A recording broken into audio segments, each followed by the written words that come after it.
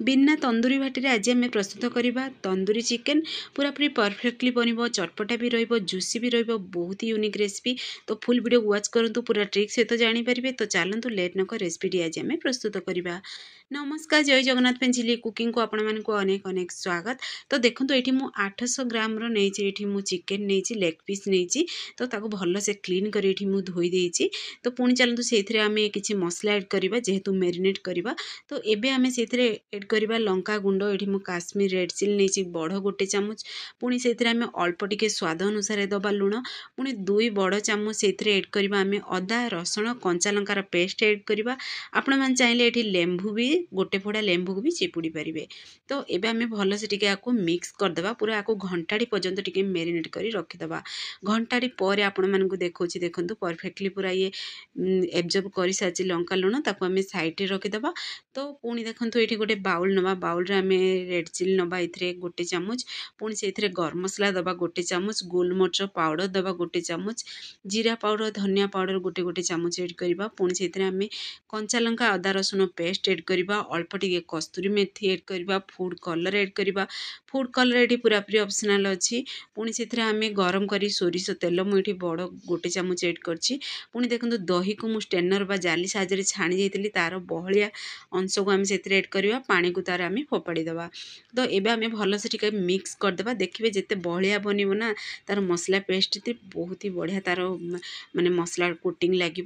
तो से पतला बनैबे केवल बहलिया ही बनैबे। तो दही को सब बेले छाणिकी ही से एड करेंगे। तो ये देखो ये जो आम बड़का मसला को पानी गुड़ा बाहर ताको आम साइड रखीदे। ये जो चिकेन को एड कले आम भल से टिके मिक्स करी ताऊपर आम मसलार बहुत बढ़िया गोटे कोटिंग दबा। तो देखो ये मुझे चिकेन को टिके चीरा लगे चीरारे भी जमती पूरा चिकेन से मसला लुण को से एब्जर्व कर। तो सब देखिए बड़ पीस जदि आनी सब चीरा जदि लगेदेवे ना से मसला लुण को एब्जर्व कर खाया बहुत टेस्टी लगे, जुसी बन और सफ्ट भी बन।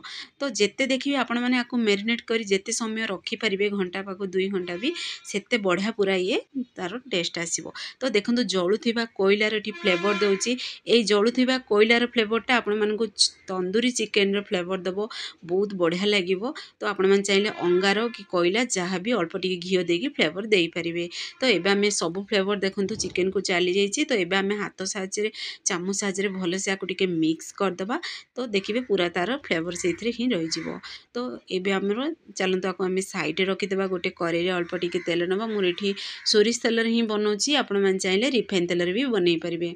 तेल पूरा गरम हो सारा पर जेहेतु सोरिष तेल नौ धुआं बाहरी सारा पर आम से चिकेन लेग पीस को से एड करदे। एड करी आम टिके आपको गोटे साइड टिके आम फ्राए होगा दबा।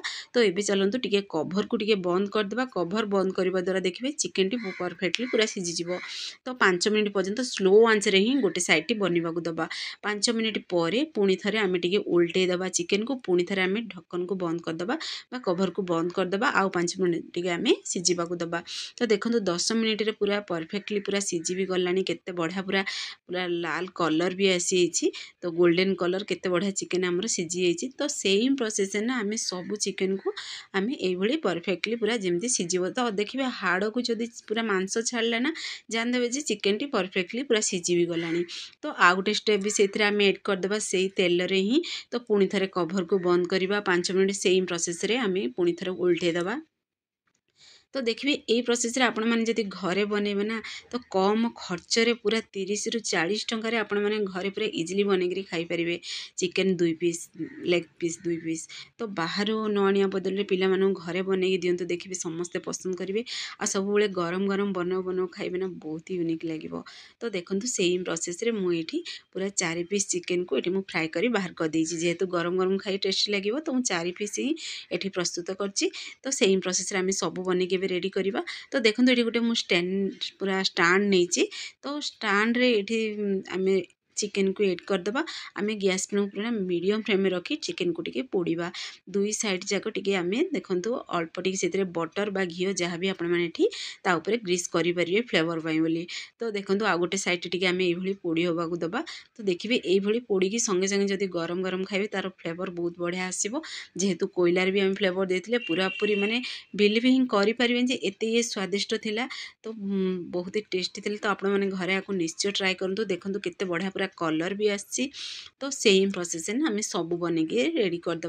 तो फाइनाली देखो आमर तंदूरी चिकेन रेसिपी प्रस्तुत हो सारा। तो आपण मैं आउ गोटे थर भी देखी दूसरी देखो से स्टाण्रे आम एड करदे। एड कर पुणी थे आम दुई पट साइड जाक बटर अल्प टे ग्रीस करदे। ग्रीस कर आम पूरा को मीडियम फ्लेम रे टिके आम पोड़ीदे चिकेन को।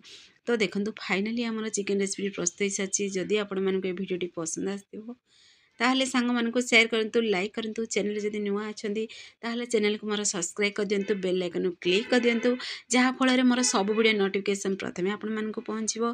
फेसबुक पेज देखुछन जदि फेसबुक पेज मोर फॉलो करंतु से पर्यंत रहउची पुणी